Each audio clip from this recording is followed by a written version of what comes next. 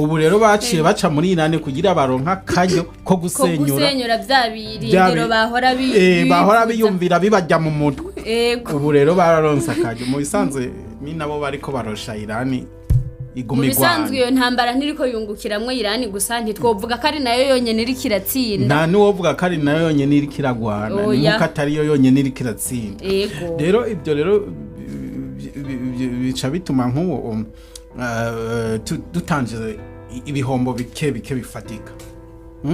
Nk'abanyamerika baramaze guhomba amaradar ashika kure 3. Amaradar tuza amaradar na amaradar akomeye ayo bita ANC d'alerte na amaradar ashobora kubona mu birometero 5,000.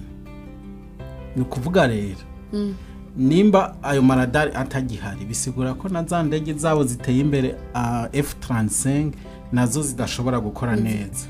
Ibyo rero bica bituma ubushobozi bwa Amerika bwo gukora intambara muri kajya karere buhungabana. Bwagabanutse. Ikindi naco kurasa maradare ya Amerika muri kajya karere ico bisigura bararashe radar yo muri Qatar, bararashe yo muri Bahrain, bararasa radar yari muri Arabie Saoudite n'izindi nyinshi.